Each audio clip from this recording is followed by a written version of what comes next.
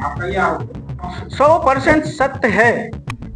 RSS के लोग राष्ट्रीय ध्वज नागपुर जो इनका मुख्यालय है अभी एक आध 2 साल पहले, थोड़े दिन पहले से फहराने लगे हैं। गांधी जी की विचारधारा के हमेशा ये लोग विरोधी थे और इन्होंने जिस तरह से उनके नाम को परिवर्तित करने का काम किया है उससे एकदम स्पष्ट हो गया है कि ये गांधी जी के विरोधी है, गांधी जी की विचारधारा के विरोधी है। ये हमेशा जाति और धर्म के नाम पे लोगों को बांटना चाहते हैं। ये सत्य अहिंसा की बात करने वाले, सर्वधर्म समभाव की बात करने वाले पूज्य महात्मा गांधी जी को ये सम्मान नहीं देना चाहते। अगर इनके मन में कुछ होता। सम्मानित आदरणीय अध्यक्ष केशव महतो कमलेश जी, तो सर्वप्रथम सिन्हा जी, उपस्थित अन्य हमारे वरिष्ठ नेतागण कांग्रेस पार्टी के, आदरणीय साथियों, एक ऐसी धरती पे आज हमें प्रेस कॉन्फ्रेंस के माध्यम से आप सबको मुखातिब होने का अवसर मिला है। जो धरती बाबा भगवान बिरसा मुंडा जी की धरती, रांची झारखंड की पावन भूमि है, जहां न्याय, अधिकार और आत्मसम्मान के लिए ऐतिहासिक संघर्ष की परंपरा रही है। आज 2 बड़े महत्वपूर्ण विषय पे आप सबसे हम यहाँ पर चर्चा करने के लिए ऑल इंडिया कांग्रेस कमेटी की तरफ से यहाँ पर उपस्थित हुए हैं। आपने सबने देखा होगा कि महात्मा गांधी रोजगार गारंटी योजना जब 2005 में लागू हुई थी, कितनी महत्वपूर्ण योजना थी। अगस्त 2005 में जब इसको लागू किया था और किस तरह से हमारे गरीब, किसान, मजदूर सबके जीवन में किस तरह से परिवर्तन आया था, किस तरह से बहुत सारे काम ग्रामीण क्षेत्रों में मनरेगा के माध्यम से हुआ और यहाँ तक कि जो पलायन की स्थिति थी, पहले गांव में रहने वाले गरीब, किसान, मजदूर जब गांव में काम का अवसर नहीं मिलता था, उनको रोजगार नहीं मिलता था, भारी संख्या में पलायन करते थे, दूसरे राज्यों में काम करने के लिए जाते थे महानगरों में। रोजगार गारंटी योजना जब लागू हुई उसके बाद जो उनको मिनिमम वेज तय किया गया था वो हम समझते हैं कि 187 रुपए के आसपास निर्धारित किया गया था। और उस समय गांवों में, हम भी एक किसान के बेटे हैं, हम अपने घर में खुद ये हम घर में सुनने को मिलता था कि ये कौन सा कांग्रेस पार्टी कौन सी ऐसी योजना लादी है। हमारी माँ खुद बोलती थी कि काम करने के लिए, खेती किसानी के लिए मजदूर नहीं मिल रहे हैं। ये स्थिति उस समय पैदा हुई थी।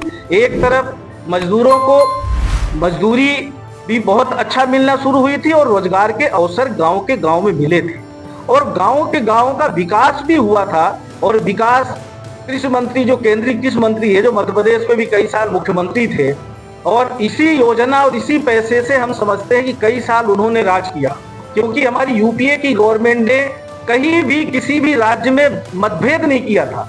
जब से ये योजना लागू हुई थी तब से हर राज्य में पर्याप्त मात्रा में मनरेगा में पैसा दिया था और यहाँ तक कि ये मनरेगा योजना के माध्यम से 2,65,000 ग्राम पंचायतों में आज जो रोजगार सहायक काम कर रहे हैं, ये मनरेगा के तहत उनको पैसा मिलता है। मनरेगा योजना जिस तरह से इन्होंने नाम परिवर्तित किया है, आने वाले समय में ऐसा भी हो सकता है कि ये सब भी बेरोजगार हो जाए, क्योंकि मनरेगा में जिस तरह से उन्होंने 60-40% का रेशियो कर दिया है। पहले 10% राशि राज्य सरकार मिलाती थी, 90% राशि केंद्र सरकार मनरेगा में देती थी। अन्य योजनाओं में भी यही रेशियो था, पर अभी जिस तरह से 40-60 का रेशियो किया है केंद्र सरकार ने, बहुत सारी राज्यों में, यहाँ तक कि आपके झारखंड में भी बहुत सारे डिपार्टमेंट्स में पैसे नहीं आ रहे, चाहे वो मनरेगा में हो चाहे अन्य मदों में हो, बहुत सारे काम प्रभावित हो रहे हैं। और इसका जीता जागता उदाहरण आप अभी देखिएगा कि किस तरह से, जिस तरह से कांग्रेस सरकार ने जब योजना लागू की थी उस समय कांग्रेस सरकार ने, यूपीए गवर्नमेंट ने उस समय लागू करने से पहले हमारे जितने राज्यों में मुख्यमंत्री थे, गुवाहाटी में सोनिया जी ने, मनमोहन सिंह जी ने, सभी पार्टी के नेताओं ने मीटिंग की थी और राज्यों से 13 महीने ये पूरी प्रक्रिया चली थी, सुझाव लिए थे और सुझाव लेने के बाद फिर ये स्कीम बनाई थी। उस कमेटी के अध्यक्ष भारतीय जनता पार्टी के वरिष्ठ नेता जो उत्तर प्रदेश के मुख्यमंत्री हुआ करते थे, कल्याण सिंह जी, उस कमेटी के अध्यक्ष थे और कांग्रेस पार्टी ने कोई मतभेद नहीं किया, कोई जो सही था वो करने का काम किया यूपीए गवर्नमेंट ने। और आज ये हालात है कि बिना लोकसभा में चर्चा कराए ना राज्यसभा में चर्चा हुई, आधी रात को राज्यसभा में पारित कर देते हैं, हंगामे के बीच में लोकसभा में पारित कर देते हैं और नाम क्या लेके आते हैं, विकसित भारत गारंटी फॉर रोजगार एवं ग्रामीण आजीविका मिशन, मतलब उसका शॉर्टकट कर दिया बीबीजी राम जी। अरे राम जी के नाम से अगर कुछ करना ही था तो और कोई योजना लाते। ये कांग्रेस पार्टी की योजनाओं का आप नाम बदल के और अपना नामकरण कर रहे हैं, पर कम से कम जिनका नाम आपने शॉर्टकट में किया है और जिस तरह से आप बहुप्रचारित कर रहे थे, उनके विचारों का भी थोड़ा बहुत अध्ययन कर लेते। उनके विचारों के बारे में अगर भगवान श्री रामचंद्र जी के राम राज्य की बात करते हो तो उनके विचार का थोड़ा अनुसरण भी करना चाहिए। पर दुर्भाग्य है, भारतीय जनता पार्टी के देश के प्रधानमंत्री हो या केंद्रीय जो कृषि एवं पंचायत ग्रामीण विकास मंत्री है शिवराज सिंह चौहान, इन लोगों ने देश की जनता के साथ, गरीब, किसान, मजदूर, उन तबके के साथ ही अनुसूचित जाति, जनजाति, अति पिछड़ा वर्ग के साथ धोखा करने का काम किया है। मनरेगा योजना एक ऐसी योजना थी, 100 दिन का रोजगार की गारंटी थी।